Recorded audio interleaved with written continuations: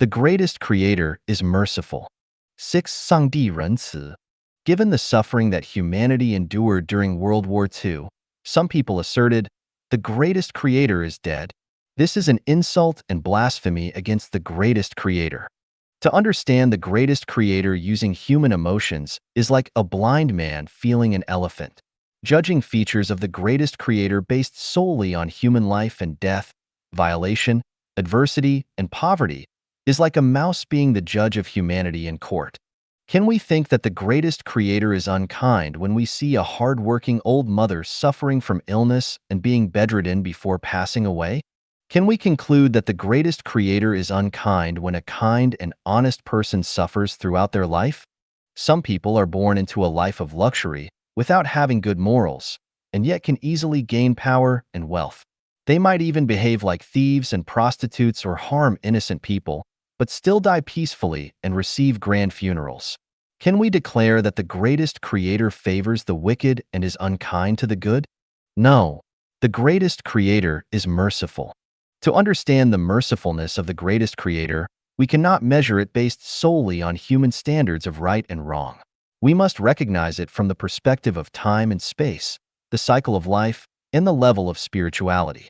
From the Universe, Time and Space chapter of Chanyuan Corpus, we know that there are 36-dimensional spaces in the universe, and life circulates in the heaven world, Elysium world, cathode black hole body, the 10,000-year world, the 1,000-year world, mortal world, anode black hole body, livestock world, animal world, plant world, the insect world and bacteria world form the other two life systems, the nether world, frozen layer, and inflamed layer. Humans live in the middle world, the human world. Humans have lower spirituality than gods, Buddhas, and celestials, but higher spirituality than livestock, animals, and plants. The level of spirituality decreases progressively from the heaven world to the plant world.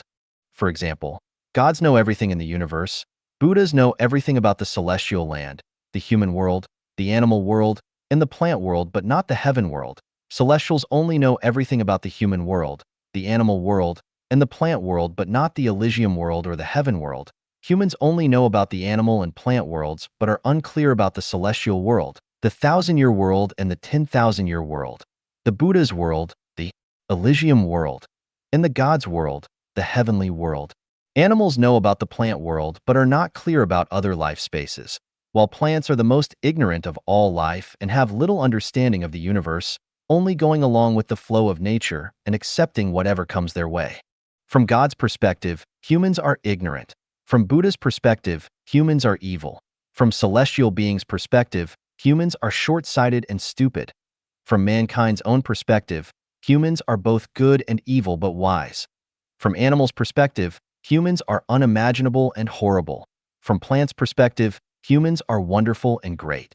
Human ignorance manifests in not knowing where they come from or where they are going, living their whole lives confused and unsure, and pursuing things they shouldn't while neglecting what they should. They don't know why they live or how they die. Human evil manifests in mutual killing, oppression, disrespect of gods and Buddhas, pride and arrogance, hunting and killing wild animals, and polluting rivers and oceans. If the greatest creator were not merciful, how could we be allowed to behave recklessly in the earth home he created for us?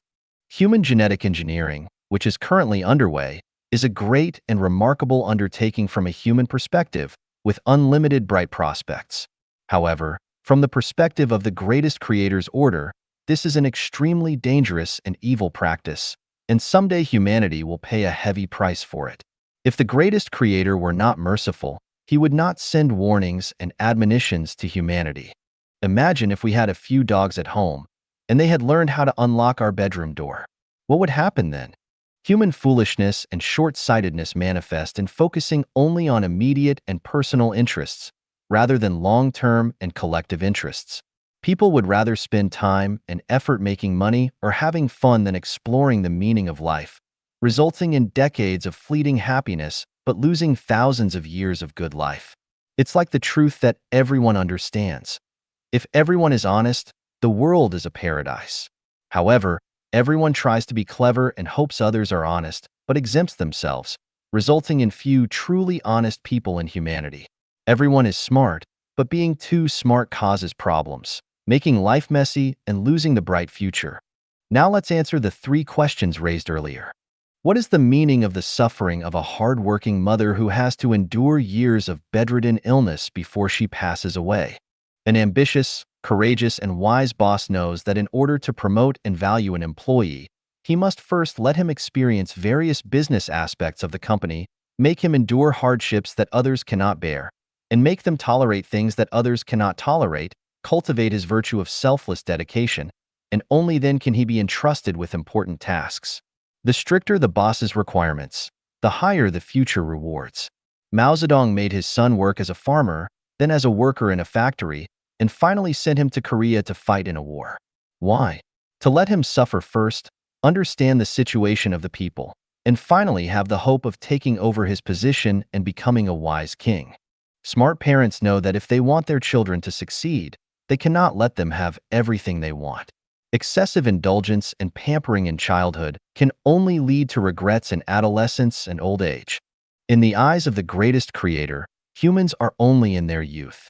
Let us endure some suffering and hardship in order to go to a better place after death, the thousand-year world.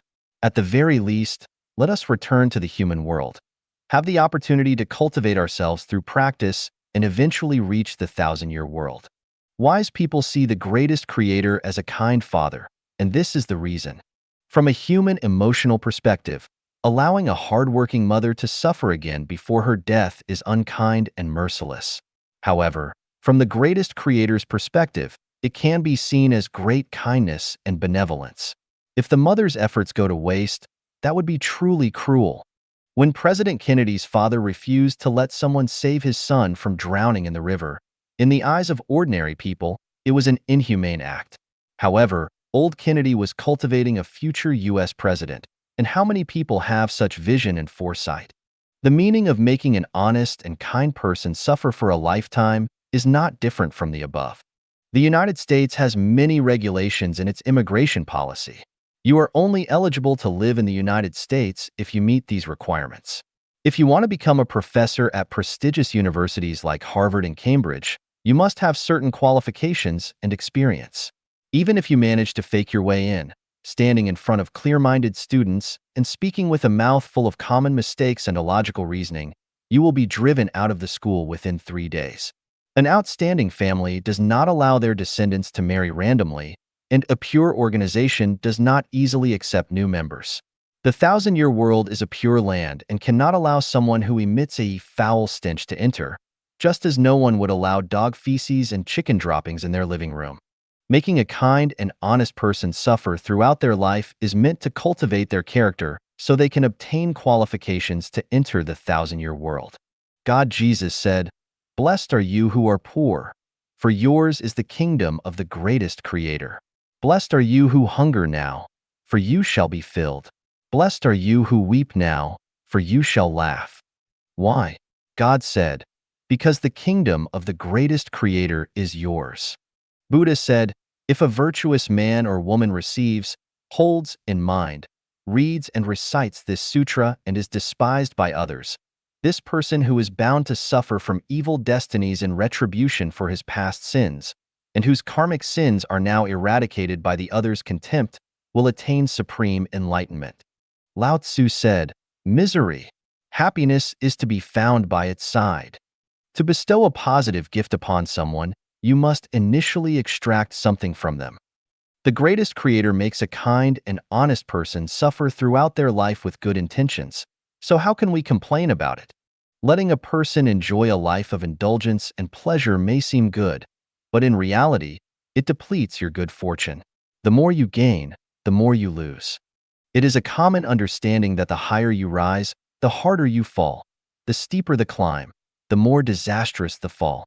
Everything in the universe is a unity of opposites, and what is gained and lost ultimately evens out. The more you lose, the more you gain, and the less you gain, the less you lose. A religion in India advocates asceticism, not because they are ignorant, but because they understand this principle. Rockefeller, who became rich through the oil business, donated hundreds of millions of dollars to charity, leaving only a small amount for himself. A testament to his wisdom rather than foolishness. Kung Fu star Jet Li donated the money he earned from endorsements to Buddhism, not because he had too much money to spend. They have realized the Tao and become wise. Who says the greatest creator is not merciful? If all humanity believes that the greatest creator does not exist, then humanity itself ceases to exist. The reason for humanity's existence is that there are still many people who devoutly believe in and worship the greatest creator. It is for their sake that the greatest creator allows us to continue to exist on earth and hopes that we can repent and follow the path of the greatest creator. In this respect, the greatest creator is very merciful.